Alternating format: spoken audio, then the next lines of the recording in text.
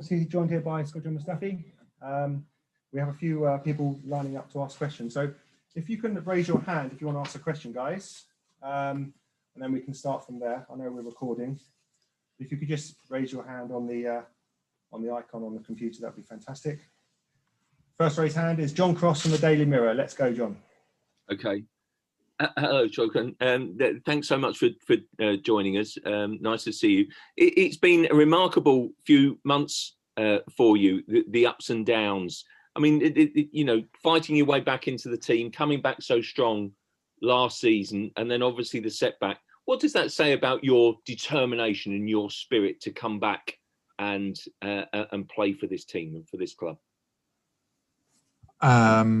Yeah, I mean, in the end of the day, that's what we have to do. We play football. We know that you always gonna have ups and you're gonna have downs, but it's about how strong mentally you are to not give up and always come back. And for me, it has always been important to just give everything in the games, in training, try to get better with each training and try to do what I'm asked to do from the coach and try to help my team in every way. And that's where all my focus have been. Before I got injured and even during the rehab that I did, I wanted just to come back as strong as I possibly can to be there for the team when I'm needed, and that's always my motivation. In the end of the day, we play football to win games, to celebrate with our teammates, to be around the team as much as we can, and then to try and put your best performances on the pitch. Clearly, the manager has been very important for you, but. The semi-final, that was, your challenge there when you did the injury epitomised your, performances throughout that tournament, the FA Cup. And then to miss the FA Cup final must have been so difficult, and you're only coming back now. How do you reflect upon the last few months? Yeah, it was difficult. For me personally, because it's a second FA Cup final that I missed. But for me, the main thing was that I could help the team to go to the final. So, and then I enjoyed watching them win the final and enjoyed watching them win the Community Shield as well.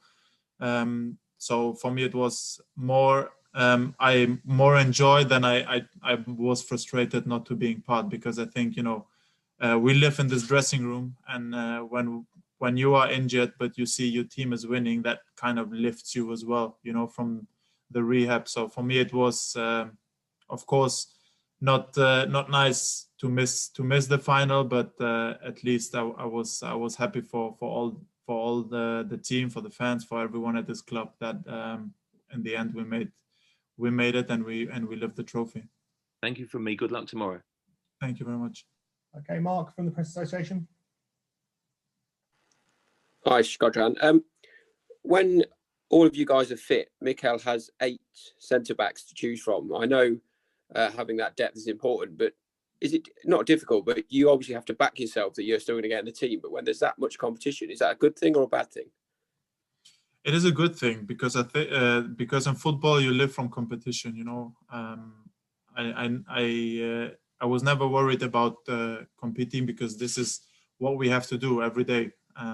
You have to work for your place, and then when you have your place, you have to work for the team to get results in every single game. So I don't think that anyone is afraid of competing, because, as I said, that's something that we have to do as a sportsman. That's what you do. You have to compete every day, and then, of course, as you said, you have to have players, because you have so many games going on, and you need to have everybody on board, because there are so many games. And at the moment, for example, we have been struggling in this position a bit because we had a few injuries. So it just shows how important it is to have everybody there. And when your time comes, when you're not playing, when your time comes, you have to go on the pitch and do your job. From a personal level, you are out of contract in the summer.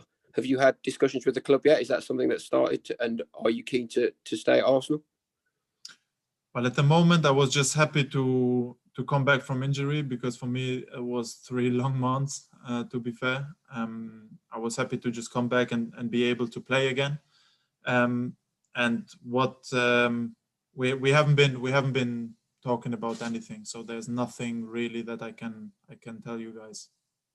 Is it a case for you of, I suppose, see how much football you play between now and January, and then maybe look at it then as to whether you extend your stay or not? Yeah, I think now for me it's important to just get a few games, go into the match rhythm, you know, get a few games, and then see how it goes. Thanks, Shkodran. Thanks, Mark. We'll for Sam Dean from the Daily Telegraph. Hi, Shkodran. When Mikel first came in last year, you were out of the team at the time, but then within a few weeks you were playing every week and one of the most consistent regular players under the new manager. What changed, and what did he ask you to do differently maybe, or what did you start doing differently, do you think? Well, I think for me personally, it didn't change too much. I think we just, when Mikel came in, he had a clear idea how he wants to play football. And I said from the beginning in a few interviews that for me, I have to give credit to him, because we had so many players. And as a coach, it's not easy to get all the players on board, to all believe what you're saying as a coach. But I think from day one when he came in, everyone believed in what he was trying to put on the pitch, how he wanted to his team to play, and I think it made it easier for every single one of us, because when you know what you have to do, when you know exactly what's going on the pitch, and how you have to play your part to make the team strong, and this is what helped me the most. I went on the pitch and I knew exactly what I have to do. I knew exactly what the coach wants from me, and this made a lot of things easier. And then, of course, we had a few chats with him when he first came, and he made it clear that he's going to give everyone the chance to play, and he kind of gave me the feeling that he believed in me, and that's what lifted me and made me play good football.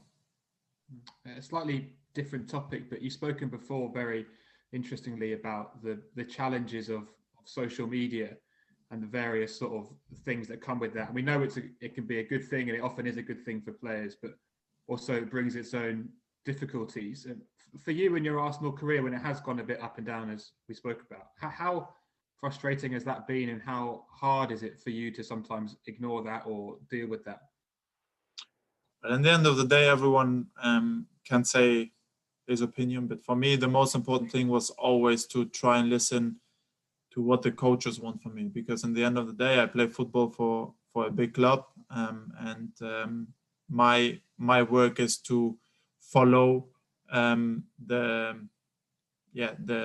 things that the coach say. And then sometimes for the people it doesn't make always sense, but for me the most important thing is to do what I'm told to do. And of course then sometimes you are not doing the right thing and you have to listen to criticism, but at the end of the day I'm the one that criticized me the most. So it's not nice to see and to read things on social media, especially when they're negative. But I think if you have if you are a professional footballer, you have to deal with it and you have to live with it, and you have to try and focus on the important things. And as I said, for me, the important things is to come here, train, and try and put on the pitch what you are told from the coach. Thank you. Thanks, Sam. We'll move to George from the BBC, please. Cheers, Dad. Shkodran, hello. I just wondered, what's Mikel's training sessions like? Because we hear so much from Man City players that he made them better. What's his training sessions like, and has he made you a better defender already? Yeah, I think the difference that I have to say I've never had such detailed training session, because we are working very detailed about everything. Of course we try to do our football first, but then of course to like analyze as well the next opponent and see where we can with our strength defeat the opponents. And he has always an idea how he wants to play the next game, and not every game is the same. He analyzes the team so well that when we go to the training pitch, he knows exactly what he wants to do, what we have to train to then be prepared for the weekend. And I think, you know, sometimes it's not always nice because you go in so detailed training session. You know, it's not that you jump around and have fun and score a lot of goals. It's more about focusing and knowing when you go to the weekend or when you go to the next game that you know exactly what you have to do. But that's on the other side as well, the positive thing, because then when you go into the game, you have that picture that you had in the training session, you have the same picture in the game, and that helps you a lot. What formation do you prefer playing? 3 at the back or 4 at the back? To be fair, my career I've played in so many different systems and different positions that in the end of the day, it's really makes not a big difference. You know, I mean, even when we are playing, sometimes we play with 5, sometimes we play with 4, sometimes even when we play with 5 in certain moments of the game, we switch to 4. So I think that make not a big difference. You just have to be prepared to play all of them. And I think that the way we're training, the way the players that we have, we are able to play all of them. So that's good for us. And one player I need to ask you about, you won a World Cup with him, Mesut Ozil. How is he after the news that he's not going to be featuring much this season? Well, I think it's not my I can't say too much about it because they have been talking a lot, and I just know that Mesut for me is not a teammate. He's more than a teammate. He's a friend. I respect him, and he always has respected me and everyone else as far as I've seen. So he's gonna always have my respect, and I'm always going to be there for him if he needs something to motivate him and to push him. But at the moment, every time I see him in training, he's doing the best he can. He tries to train well, to be there, and everything else, you know, it's not in my hands. I'm not the one who makes the decisions. Thank you very much. Good luck tomorrow. Thank you. Thank you.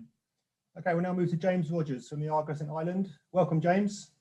Thank you. Shkodran, just ask you what you know about the opposition tomorrow, what sort of game you expect from them. Well, to be fair, it's not a team that I knew very well, but of course we have watched them and we have seen a few games and the way they play. But in the end of the day, you don't have to analyze the opponent that well when you see that they're in the Europa League. That means that they have achieved something to be in this competition. They're a good side. They play to their strength, and you know, if you let them play what they would like to play, then of course it's going to be a difficult game. You obviously only played a short amount of time against Leicester. Do you feel you're ready for 90 minutes tomorrow? Well, I hope. I played my first 45 against Leicester, and now, well, you would wish to have more time between the games, but that's the saddle we have to go. And but I feel ready to go again for 90 minutes. Thank you. Thanks, James. We'll have the last couple now. Firstly, Ian from TalkSport.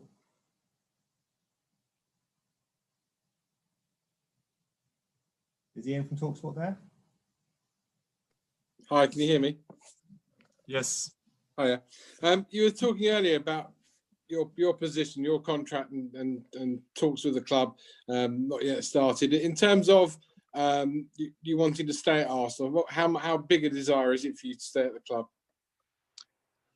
Well, you know, when I made the decision to sign for Arsenal, it's because I respect this club, and I think that it's a huge club, and that's why for me, if I could stay at Arsenal, of course, it would mean a lot to me. But in the end of the day, for me, it was important now in the last 3 months to come back after the injury and to be ready to play and to help my team. And then when you hopefully get a few games, you can maybe look at the future. But at the moment, for me, it has been difficult because in the last months, I haven't been really thinking about the end of my contract or what's going on in the future, because all I wanted is to be back as quick as possible, because I think I missed a few important games in the last months. And as I said, I just wanted to be back as quick as possible, try and play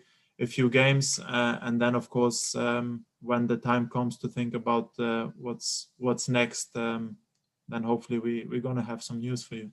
And just one on the Europa League. The Premier League, teams already lost. Liverpool have already lost this season.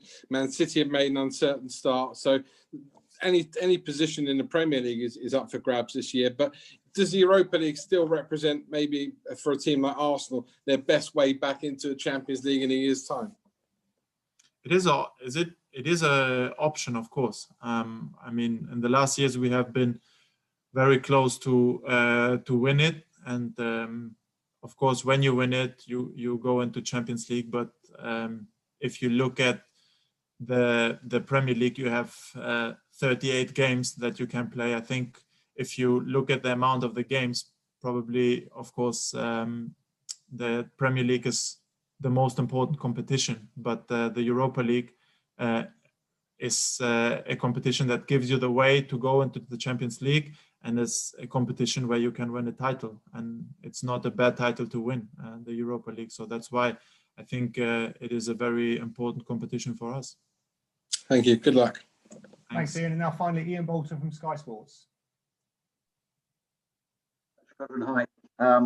Look, just going back to what you were saying about Mesut Ozil, you say, you know, he's a friend, he's doing the best he can. You've known him many years.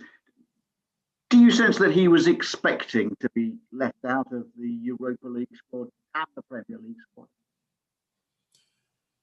Well, to be fair, I can't look into his head. I can only see what he's doing at the training ground and what he's doing on the pitch. And I felt that he always was trying his best. And in the end of the day, I think no one expects or no one wants to be left out. But as I said, this is something that I'm not making the decision. So for me, it's difficult to tell you something. I think probably you guys know more than me about it. So as I said, for me, he's a friend. I'm always going to respect him. I'm always going to be there for him if he needs someone to motivate him, to push him to keep going. But he's so long in this business and he has played so many games that I think he doesn't really need to be motivated, because I see him very motivated.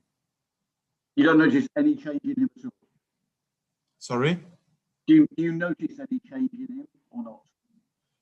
Of course, if you are not in the squad, of course you're going to be disappointed, and even him. You know, I think the last thing you want to see is someone being left out and not being disappointed. I think that this would be the wrong thing. Of course, he was disappointed, but on the other side, he's experienced enough to deal with the situation. And I think, as I said, for me, the main thing is how I see him on the training pitch, and there's nothing I can say negative about him.